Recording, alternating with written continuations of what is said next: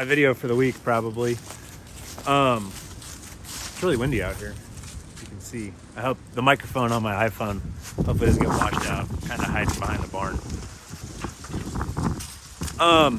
Last night, me and Leanne, we went to University of Kentucky Small Farms meeting. Actually, the Small Farms that's like their own organization. They just meet at a UK extension office. Anyways, we went in there and we're gonna join. You have to go to 2 meetings. They're once a month, $30 for the year to join. We went there and we were younger than everybody by like 30 years, but they were all super excited to have us there because these meetings and communities and farming in general is pretty much dying as we know it now. You know, big ag is taking out the small farmer from producing anything for a local economy unless it's at a farmer's market. But anyways, we're going to join this group. Everybody that we met there was super helpful. I met this dude that's my age. He's like a professor at UK. He's I'm going to butcher what his name is. Not his name, but his like position. He grows plants. He's a horticulturist. Anyways, he offered to come out and walk our woodland with us and put us in contact with a forester that will come out and walk it with us, and then put us in contact with a logger, and they'll help us sustainably manage our woodland. This is all for free through the University of Kentucky. I'm sure every state, their big agriculture school offers the same services. You just got to find an extension office that's local to you.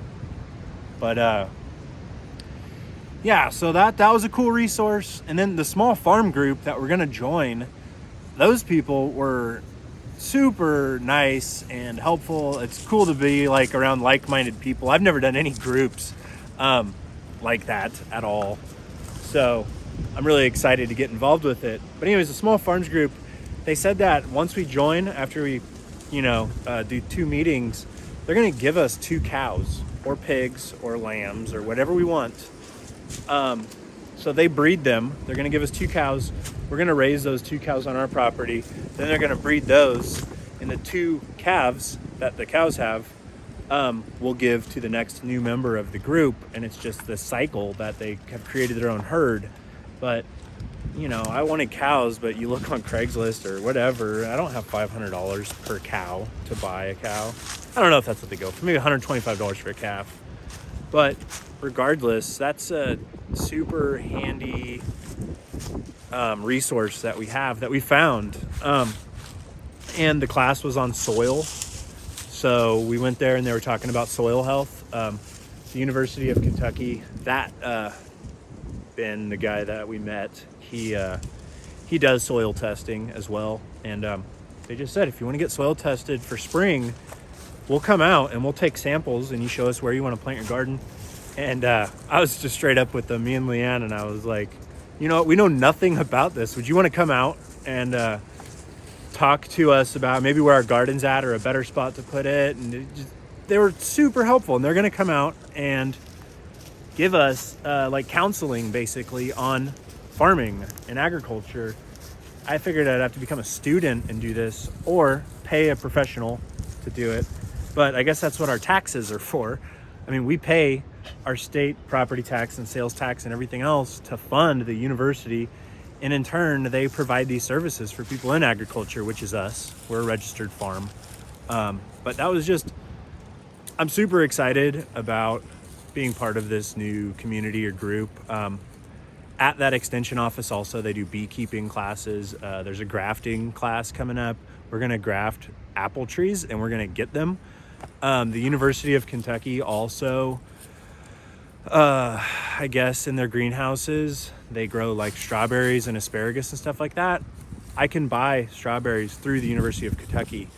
I have to look at the piece of paper. I'm probably lying to you, but it was like $3 for 20 strawberry plants. Like, you can't buy them that cheap anywhere. And they want to sell them to us so we can grow them.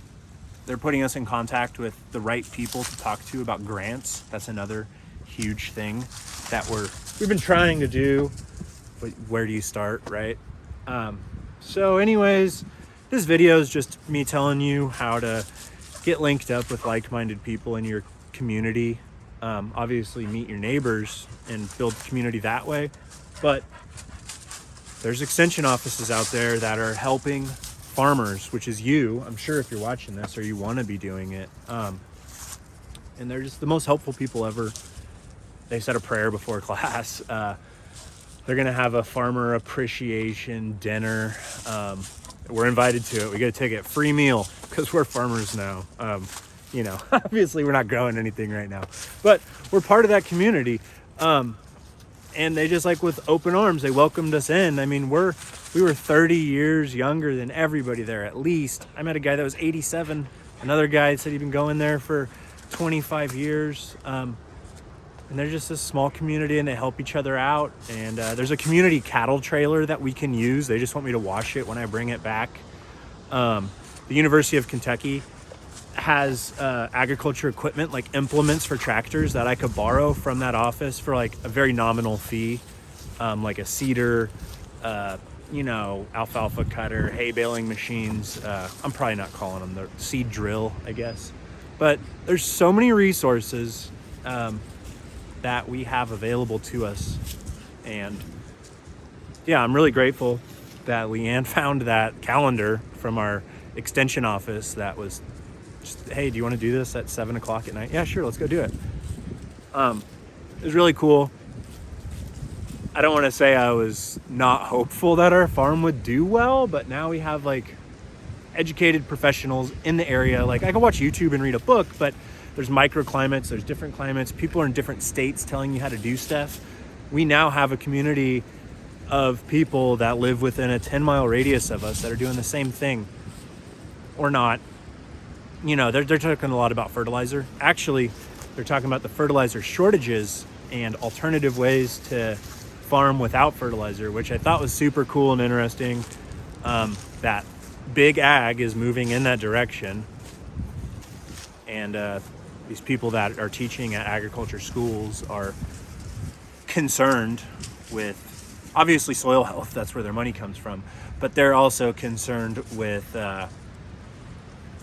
changing the way that farmers farm. They were telling them not to buy fertilizer this year and branch out into other ways, manure, obviously.